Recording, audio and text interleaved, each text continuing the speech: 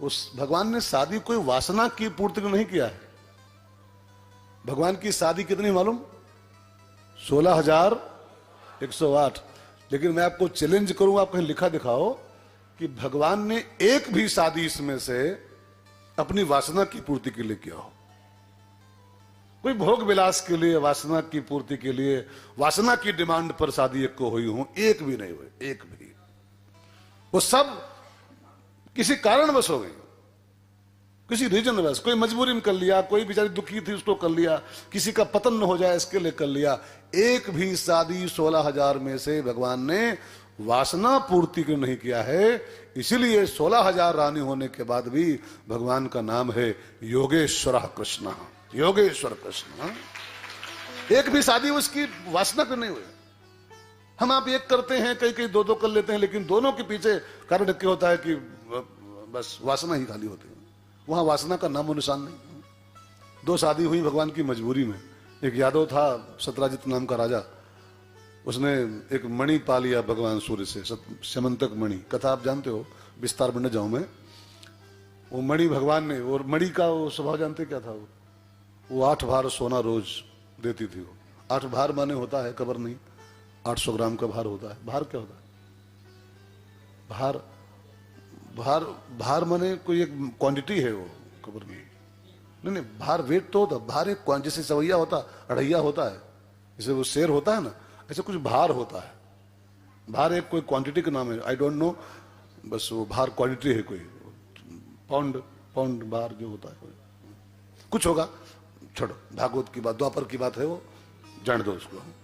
अब kilo quintal आ गया, भार वार कहां चलता है। 8 भार सोना वो रोज देती थी। सत्राजीत का पूरा घर फुल हो गया, खचाखच। अब 8 भार रोज दे, अभी सब कमरे, हाल, बरामदा, अंडरग्राउंड वाला हाल, सब लबालब सोना सोना सोना सोना। अब कोई चीज आपके यहां रोज आनी शुरू हो जाए 10-20 किलो, तो फिर क्या होगा? 20 किलो गेहूं रोज कोई डाल जाए तो आपका पूरा घर फुल हो जाएगा। गेहूं से 20 किलो सिक्का रोज कोई डाल जाए, आपका पूरा घर सब फुल हो जाएगा। अब सत्राजित की पूरी कोठी फुल हो गई सोने से। सोने की द्वारिका में अलग सोने की एक कोठी भर गई पूरी। तो भगवान सत्राजित के पास आए कि भैया ये मणि हमको दे दो, तुम्हारे पास वैसे बहुत सोना हो गया है, इसको हमको लाओ, राजकोष में इसको जमा कर दें तो कुछ राजकोष बढ़ेगा, कुछ द्वारिका की तरक्की होगी, देश का विकास होगा। और उसने मना कर दिया, नो सॉरी, सोना चाहिए ले जाओ, मंगाओ डीसीएम, सोना भरा ले जाओ, जितना चाहिए उतना, मणि नहीं देंगे, ये तपस्या का फल है मेरे। नो, भगवान ने कहा भी तुम इतना सोना कर ली हो, छोड़ो, रखो, इधर जमा कर दो कोष में। भगवान सरकार है, और सरकार जब इस बात को देखती है, कोई भी सरकार, कि बहुत पैसा किसी के पास बढ़ रहा है, बहुत पैसा इकट्ठा कर रहा है, तो धीरे से भेजती है वो दिल्ली से एक टीम। हाँ, लेके आते हैं वो इनोवा 5-6 गाड़ी। हाँ, 5-6 गाड़ी लेके दम पहुंचते हैं रात को 1 बजे। गेट खोलिए, छापा पड़ा है। कौन छापा? सीबीआई नहीं, हाँ, इनकम टैक्स वालों के, इनकम टैक्स वालों के। और सब पूरा घर छान के एक फाइल, पासबुक, बीमा, एफडी सब चेक करते हैं, कहां कहां कत्ता जमा किया, सब निकालो इधर। और फिर बनाते हैं बिल, 40 लाख रुपया सरकार का हुआ, इसमें से जमा करो, 2 करोड़ सरकार का हुआ, इसमें से जमा करिए। ये कोई झपटते नहीं, ये नीति होनी चाहिए, ये होना चाहिए। जिसके पास अधिक बढ़ना शुरू हो जाए तो सरकार को चाहिए छापा डाल के उससे कुछ छीने, और नहीं तो अगर वो बहुत बढ़ जाएगा पैसा तो सरकार के समानांतर सरकार खड़ी कर देगा, वो सरकार को ही मोल लेना शुरू कर देगा, सरकार पे बनाएगा दबाव, बात बात पर हो। तो सरकार के पास व्यवस्था होनी चाहिए, जिसके पास एक लिमिट के बाहर बढ़े, छापा डालो उसके फौरन, और उसका सब जब्त करो पूरा। ज्यादा क्यों इकट्ठा कर रहे, लिमिट में रखो एक। तो भगवान सरकार है, चूंकि उसके पास बहुत पैसा हो गया था, तो भगवान ने कहा जमा कर दो इधर यार, जमा कर दो। लेकिन वो मना कर दिया, मेरी है, मैंने तपस्या से पाई है। भगवान ने कहा ठीक है। और उसी दिन उसका भाई प्रसेनजीत नाम था, वो मणि पहन के उजेला भी करती थी, शिकार खेलने गया, वहां उसको शेर ने मार दिया, फिर शेर को भालू ने मार दिया, जामवंत जी ने, और मणि अपनी बेटी को दे दिया खेलने को। अब तो भगवान पे इल्जाम लगा दिया सत्यजीत ने, 2-4 जगह बोल दिया कि कृष्ण मेरी मणि मांगने आया था और मैंने उसको दिया नहीं, मेरा भाई उसको पहन के गया था, और लालच तो उसको था ही कृष्ण को, द्वारकाधीश को, कि मणि चाहिए, भाई को मार दिया होगा जंगल में और मणि छीन लिया होगा। अब बात निकली घर से तो फिर निकलने लगी, वो चल पड़ी। वो एक शेर है ना, वो कि बात निकलेगी तो बहुत दूर तलक जाएगी, हाँ, दूर तलक जाती है।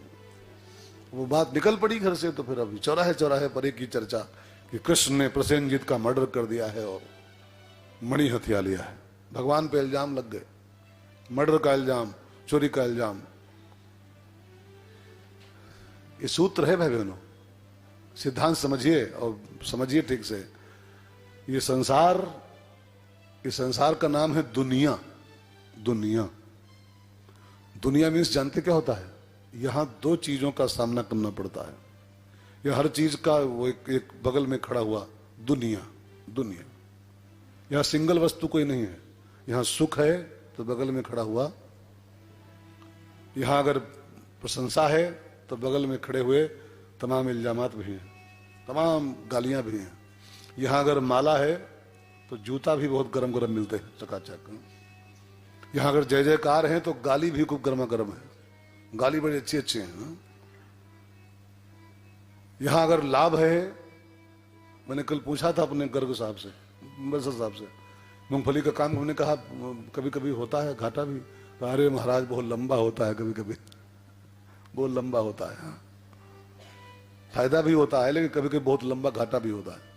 ये इसको आप चाहे हंस के लो और चाहे रो के लो, दुनिया में अगर आए हो तो आपको दोनों चीजें झेलनी पड़ेंगी। हंस के झेलो चाहे रो के झेलो। अगर आपने माला पहने हैं, फूलों की माला, तो जूता खाने को मेंटली प्रिपेयर रहो, मानसिक तैयार रहो, मानसिक रूप से कि कहीं ना कहीं पढ़ने वाला है भट्ट दिवस, पढ़ने वाला है। अगर आपने प्रशंसा लिया है समाज की, तो गाली खाने को मानसिक प्रिपेयर रहो कि गाली भी मिलने वाली है। अगर आपने मुनाफा बटोरा है तो बहुत लंबा वाला घाटा भी उठाने को तैयार रहो, मानसिक तैयार रहो, मानसिक। अगर आपने सुख लिया है तो दुख कौन लेगा? मजे तुमने उड़ाए हैं, मुसीबत कौन भोगेगा? कौन भोगेगा? सो भाई बहनों, दुनिया दुनिया दुनिया द्वंद्व युक्त है।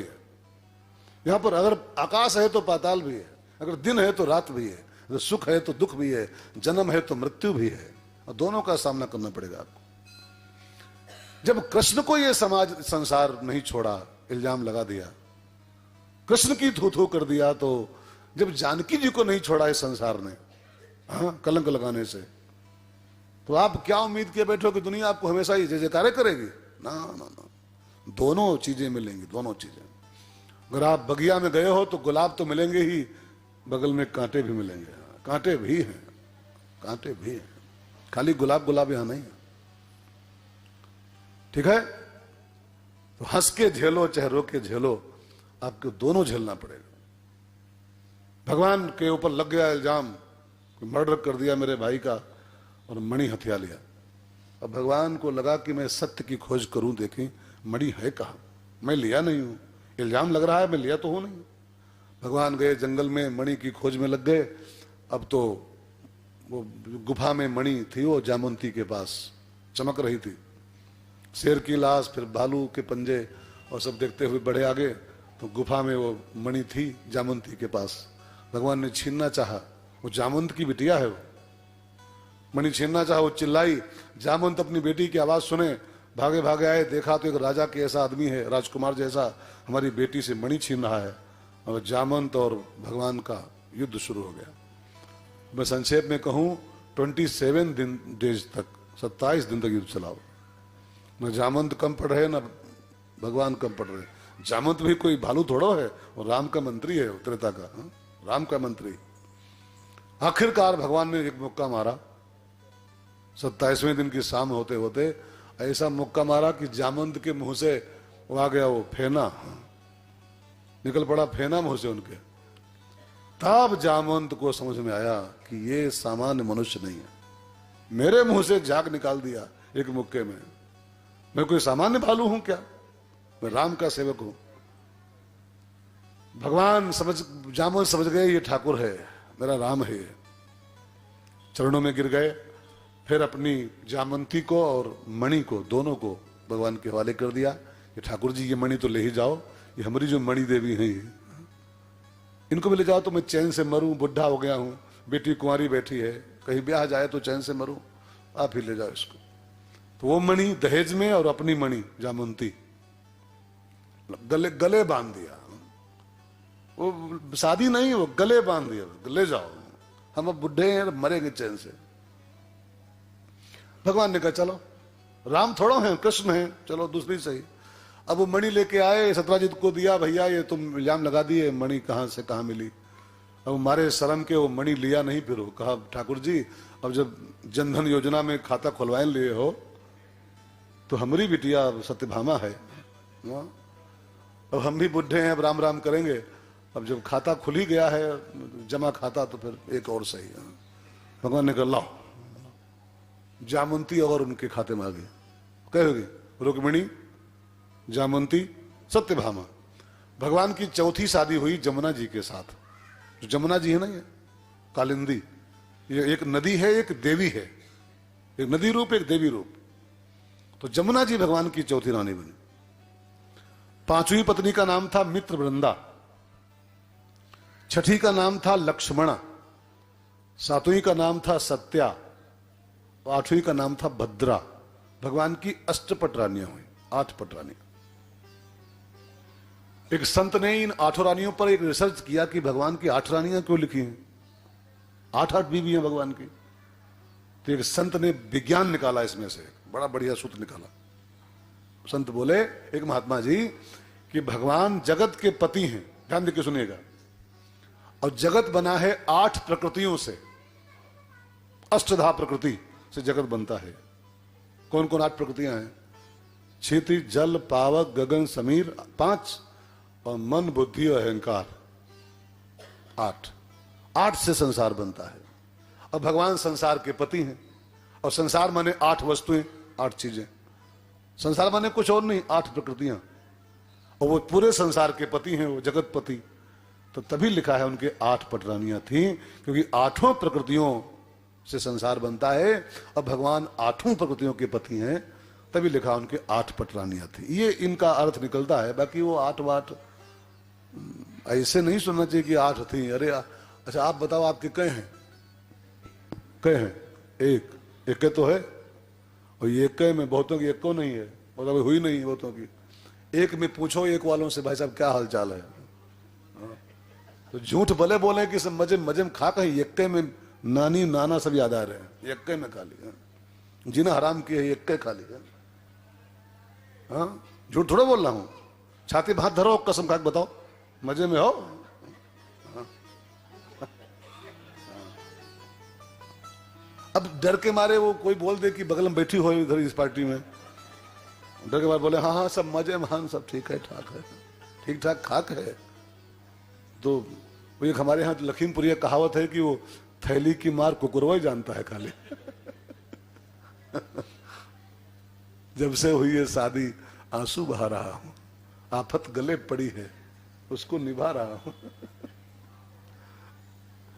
अब सोचो एक संभालना मुश्किल है यार, 8 अब 8 नहीं 16,108। ये सब ऐसी कहानियां नहीं सुननी चाहिए कि वो 8 बीबियां थी और 16,108 थी। वो सब बड़ी गंभीर गंभीर विज्ञान इसके पीछे होती है। फिर एक कथा आगे आती है कि 8 तो ये हो ही गई मुख्य रानियां। एक राक्षस था उस जमाने में, उसका नाम था भौमासुर। वो भूमि का पुत्र है, धरती मैया का, भौमासुर। उसने एक पंडित जी से पूछा, किसी विद्वान पंडित से, कि मैं अमर होना चाहता हूं, क्या करूं इसके लिए? तो उस पंडित ने कुंडली देख के बताया कि तुम अगर 1 लाख लड़कियों से शादी कर लो, एक मुश्त 1 लाख लड़कियां, और तुम अकेले दूल्हा बनो और शादी कर पाओ, तुम अमर हो जाओगे पक्का। अब वो पागल राक्षस आधे पगलो होते, अब वो सनक आ गई कि मुझको अमर होना है, 1,00,000 लड़कियां इकट्ठा करूंगा अपने यहाँ और दुल्हा बनूंगा और एक मुश्त शादी करूंगा 1,00,000 के साथ, अमर होने के चक्कर में। अब वो राजाओं को जिसके यहाँ पता लगा पाए उसके यहाँ 10-12 लड़कियां हैं राजकुमारियां, अटैक कर दे उसके ऊपर, उसके पापा को हरा के मार दे, हरा दे और लड़कियां सब उठा लावे। पैसा रुपया नहीं छुए, वो लड़की उठा लावे। किसी की 12, किसी 15, किसी की 20, जिसकी जिसकी जैसी थी, किसी की 5, और सब उठा लावे और ला के अपने एक बढ़िया बनवाया हाल, उसी में सबको बंद करे और गिनती करावे।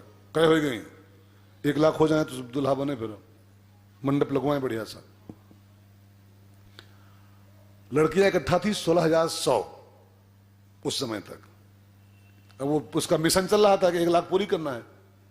उसी बीच उन सब लड़कियों ने किसी बहाने से, नारद जी के हाथों किसके बहाने से, भगवान से रिक्वेस्ट कर दिया ठाकुर जी से कि ठाकुर जी, हम सब अच्छे घरों की बच्चियां हैं, राजाओं की बेटियां हैं, सब घरों की लड़कियां हैं, राक्षस हमको पकड़ रहा है, राक्षस की पत्नियां बनेंगी हम सब, ठाकुर जी बचाओ, रक्षा करो हम सबकी, राक्षस पकड़ रहा है हमको। अब भगवान ने वो सुनी पुकार बच्चियों की, लड़कियों की, लिए सेना अपनी और चढ़ाई कर दिए भौमासुर के राज्य पर। जाके भौमासुर को मारा प्रभु ने, और मार के उसके जो कारागार में वो लड़कियां बंद थी 16,100, उनको बाहर निकलवाया और उनसे कहा देवियों अब तुम लोग जा सकती हो, यू कैन गो। तो लड़कियों ने कहा कहां जाऊं? कहा अपने घर जाओ, मैंने छुड़वा दिया, अब जाओ। कहा घर हमको कोई लेगा नहीं, अब माता पिता कबूल नहीं करेंगे, अब क्योंकि हम लोग बदनाम हो गई हैं, भौमासुर के बंधन में रही हैं, तो बदनाम बच्ची को माता पिता कबूल नहीं करते। अब आजकल के तो माता पिता कुछ एडजस्ट कर ले रहे हैं, लेकिन पहले के माता पिता बड़े सख्त होते थे। लड़की अगर कुछ कलंकित हो गई है तो उसको फिर जाओ जाओ मरो, जाके जहन्नुम जाओ, ये गेट बंद आपके लिए। पहले के माता पिता बड़े सख्त होते, इस मामले में बड़े सख्त थे। इस मामले में तो माता पिता लेंगे नहीं, क्योंकि हम कलंकित लड़कियां हैं, हुआ कुछ नहीं है, लेकिन राक्षस के उसमें रही हैं तो बदनाम तो ही है, बद अच्छा बदनाम बुरा। तो माता पिता लेंगे नहीं, तो कहा जाओ कहीं शादी कर लो, कोई लड़कों से बात करो, शादी कर लो कहीं पर। तो लड़कियों ने कहा महाराज कोई सदियों नहीं करेगा हमसे। कहा क्यों? तो ठप्पा लगा है ना कलंक वाला, हो कि भौमासुर के यहां बंद रही है, भौमासुर के यहां कारागार में रही, तो बदनाम लड़की से कौन शादी करना चाहेगा? माता पिता भी नहीं लेंगे और कोई शादी करेगा नहीं। कहा तो हम सब रोड पे आ जाएंगे, आवारा हो जाएंगे, और आवारा स्त्री हो जाएगा, रोड पे आ जाए तो जानते हैं क्या होता है। रामायण में एक चौपाई है, महावृष्टि चली फूट कियारी, जिम स्वतंत्र भय, स्वतंत्र माने आवारा, आवारा, कोई आगे पीछे ना हो, कोई रक्षा करना ना हो, तो नारी बिगड़ सकती है।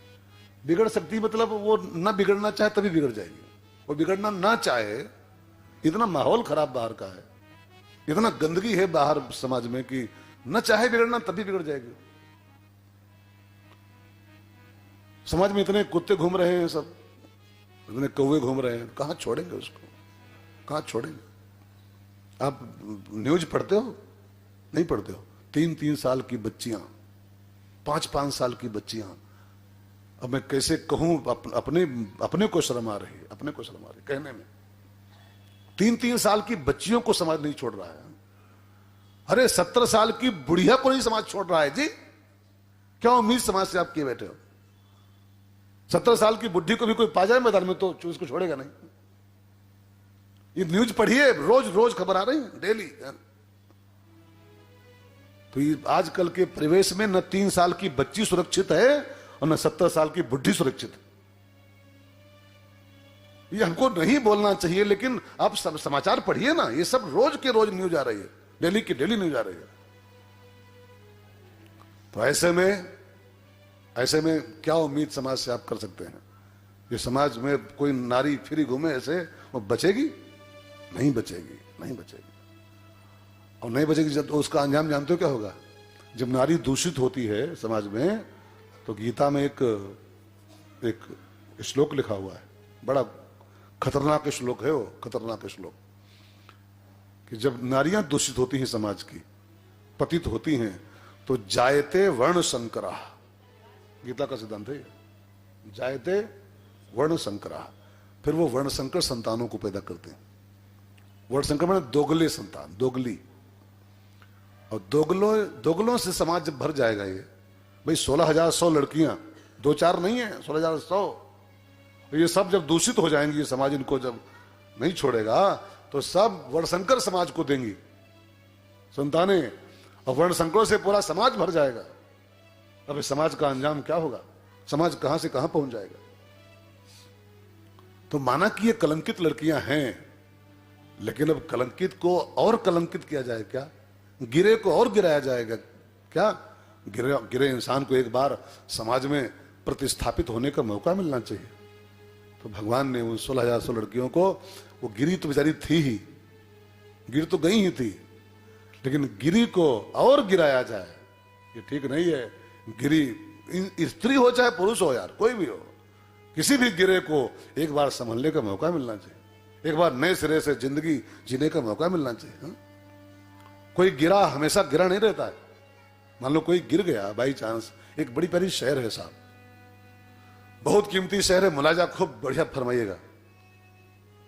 लोग नाहक किसी मजबूर को बुरा कहते हैं, लोग नाहक किसी मजबूर को बुरा कहते हैं, आदमी सब अच्छे होते हैं, वक्त बुरा होता है।